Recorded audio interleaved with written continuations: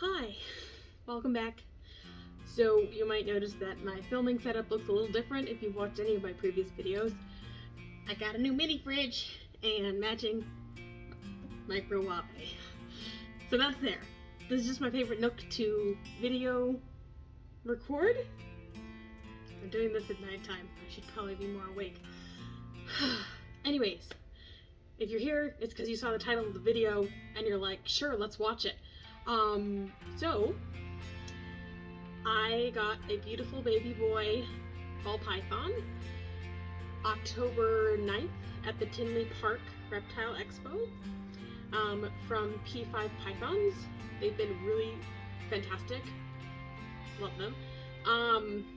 And I want to give a little bit of an update. It's now been 2 to 3 weeks that I've had him. Can anyone else do the math real quick? October 9th, and it's about October 25th, so 3 weeks. We're gonna say 3 weeks, because I can't do math right now. So he ate 2 meals for me. I'm super proud of him.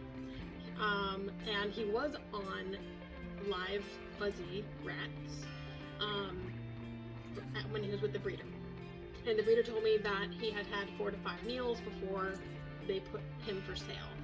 And that's just policy for them. They don't sell any snake that hasn't had 4 to 5 meals. 4 to 5, sorry. Not trying to blur my words. And getting a ball python, or any snake really, to go from live to frozen thawed is kind of difficult, apparently. But he ate it like a champ. He doesn't have a striking feeding response. Some people are concerned about that. I'm more concerned that just, does he eat or not? I should have also prefaced before this. I am a novice snake owner, okay? But I'm not novice to snakes. So, if you have advice, please give it to somebody else. I'm part of multiple groups that have plenty of advice, and there's the entire internet for me to learn things. Just keep your comments advice free, pretty please. Thank you. Okay, that out of the way. So he ate 2 meals for me, and then he refused 3 meals in a row within like a week to 2 weeks of each other kind of thing, me trying to feed him on his regular schedule. And I was concerned, as a new mama would be. And then I realized he may be in shed. It did not occur to me because I'm like, oh, I don't think he's grown all that much. He can't be in shed. Well, baby ball pythons shed every 4 to 6 weeks if they've been eating regularly. He has been eating regularly according to the breeder and myself, so he was probably due for a shed. I did give him a visual check yesterday of like seeing if I could see any signs of him going into shed. I leave him alone a lot, so because I don't want to stress him out too much, especially with how young he is. And since he wasn't eating, I thought, well, maybe it's because I'm stressing him out by handling him. I will have handling footage later in the video. Stick around for that. And I thought, okay, if snakes are too stressed out, they won't eat. If it's too cold, they won't eat. If it's not high enough humidity, they'll have bad sheds and they won't eat. I've been getting all of my husbandry on point. He's been doing really well. And then I looked him over and I'm like, oh, he has a pink belly. That's a sign of going into shed.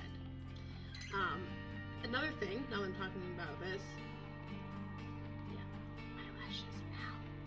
Snakes will go into blue, is another way of saying going into shed. Going into blue means that their eyes appear blue because they get kind of cloudy because of this oil lubricant that they excrete, essentially, between their old layer of skin and their new layer of skin to help them separate and shed that old skin off. I did not see his eyes go into blue, and it's not usually like for an extended period of time, so I probably missed that, or he hasn't quite done that yet.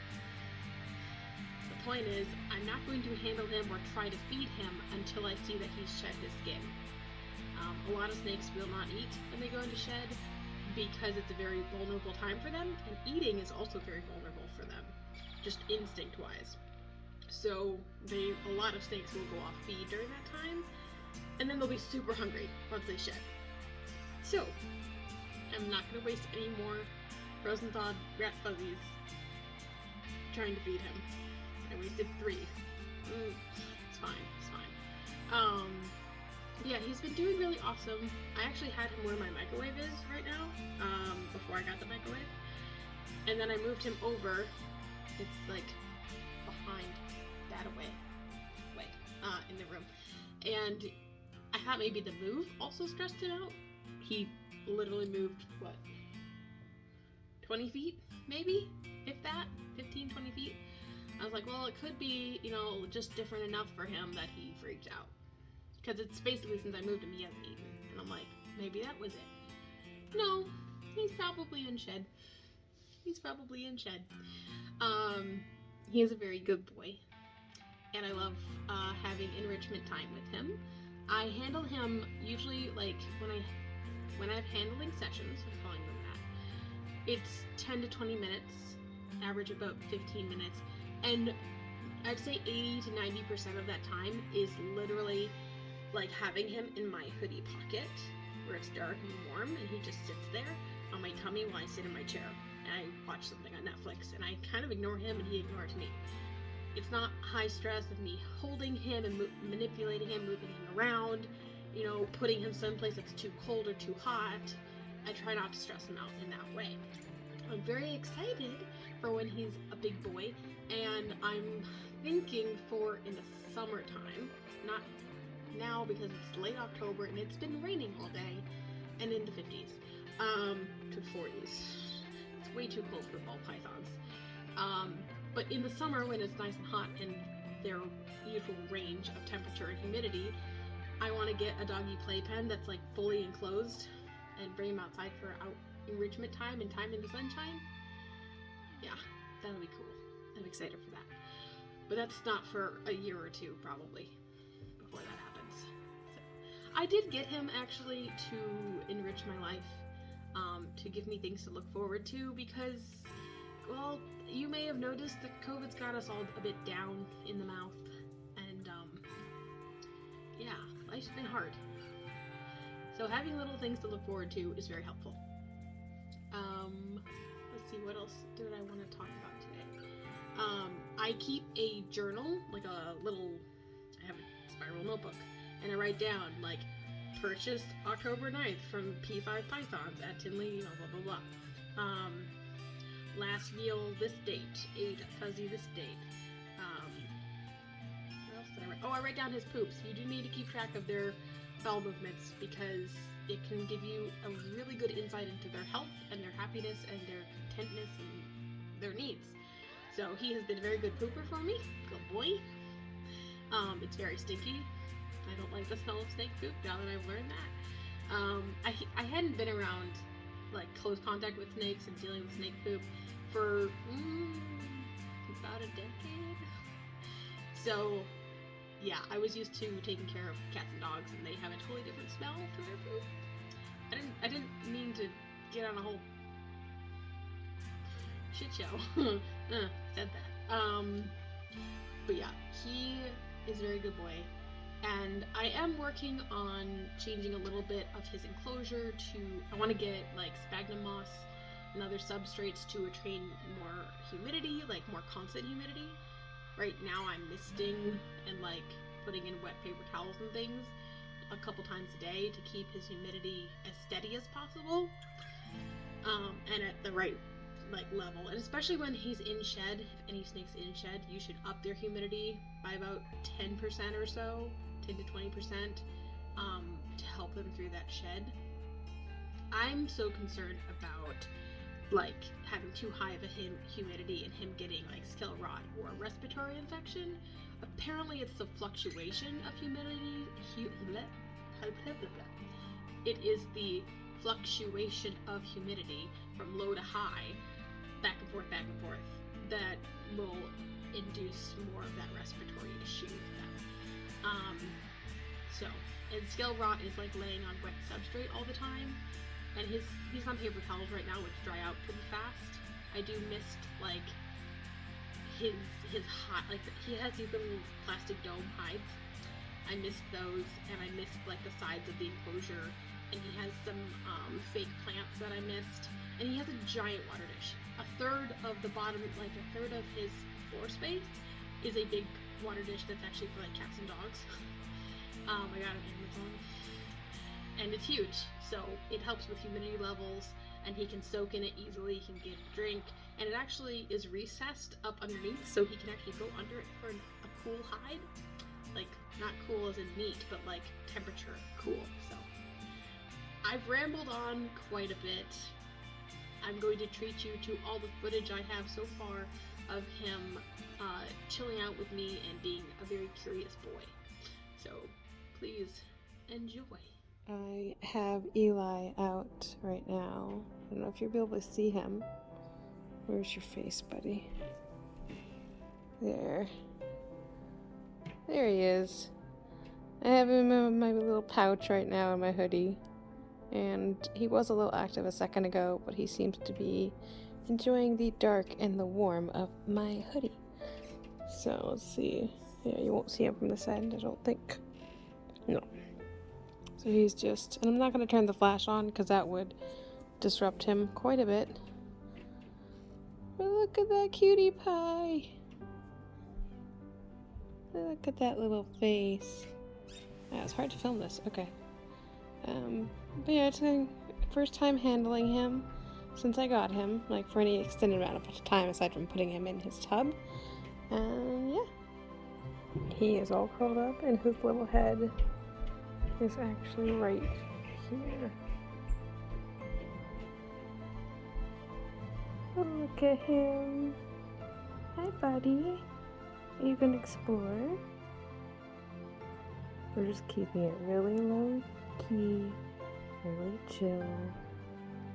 He's just in my little hoodie, exploring, learning a little bit, getting to know me a bit. We're just gonna keep it really low key, bud. Nothing crazy. Hi, Eli. How are ya? Getting used to my smell, getting used to being outside of his tub. Yeah, you're a good boy. You are. What's up? Just taking this nice and slow.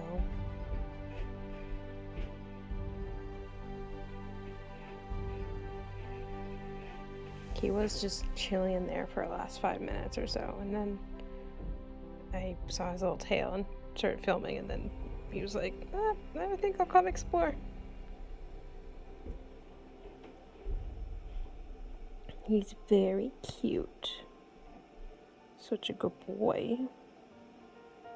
Yeah. What do you think? There's a lot of people upstairs today, so it's noisy floors. Yeah. I'm just so happy that I have this little buddy.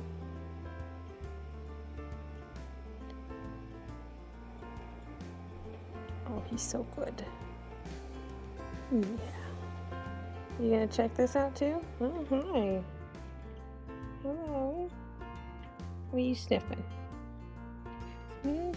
Oh, did I scare you? I'm sorry, buddy. I didn't mean to scare you. Yeah. Just keeping things super chill. Letting him go at his own pace. If I've learned anything, it's that animals really have their own schedule, and if you want a really good relationship with any animal, it's all down to patience to build that trust. Where are you going? I might have to intervene here because he cannot go inside the chair. Hi. A little more confident? Where are you going?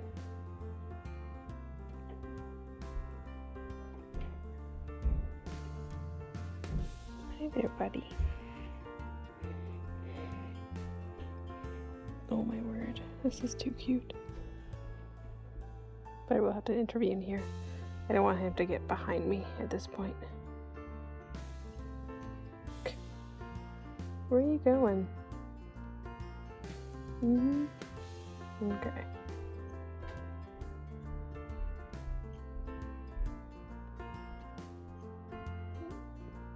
There's nothing over there for you, buddy. I think you should probably come back over here. Okay? Alright.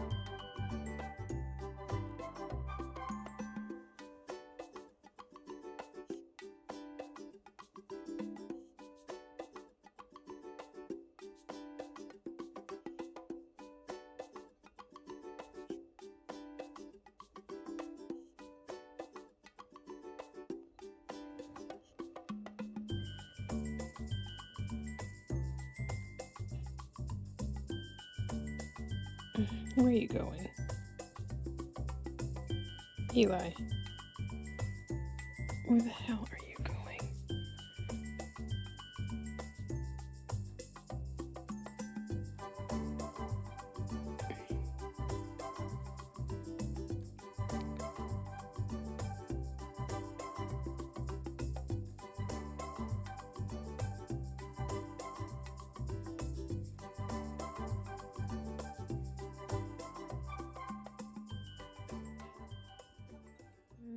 No.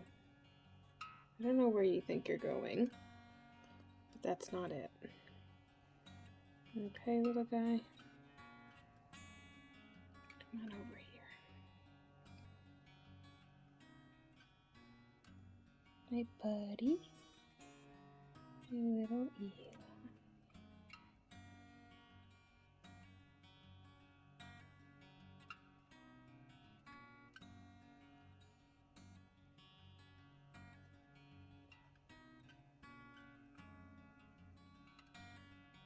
Where do you think you're going? Seriously.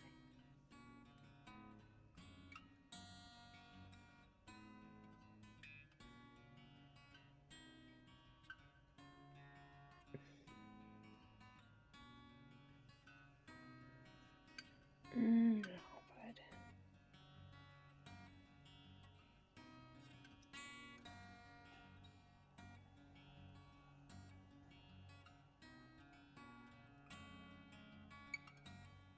Are you trying to be warm? Because if you're trying to be warm, we're gonna go this way. Into the hoodie. There we go. Little tongue tickles.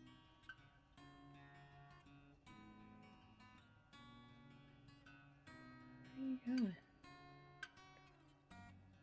That tickles a lot.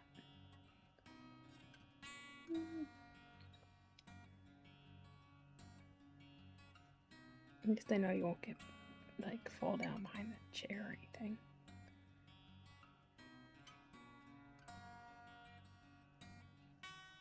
Are you stuck on my skin? it too grippy for you? Where are you going? You're really sneaking cute. You're so cute. Oh my gosh, look at him. He's so beautiful. Such a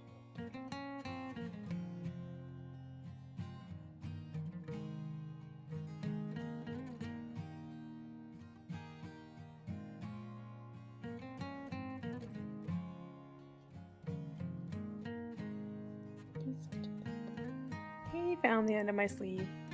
He's calling out now. It's so cute. Hi, buddy. He's a good boy. Yeah. He's a good boy. Did you crawl all the way down there by yourself? You did. You're getting some exercise, huh? He's a beautiful orange dream. That's his morph. Such a good boy. You gonna go back up and do it again? What do you think? Okay, now he's going the wrong way. Alright. Thank you so much for watching, and I'm going to keep this short and sweet at the end here. I look forward to updating you guys again in about a month or two, seeing if he has shed by then. Hopefully he will have. And anything new, I guess. Probably some footage, live footage. This sort of footage of me holding him, but I didn't want to stress him out while he's in shed. And hopefully a tour of his bin. I just want to get a few things figured out before then. Get him that substrate and everything and make it as pretty as possible. That's also very functional for him.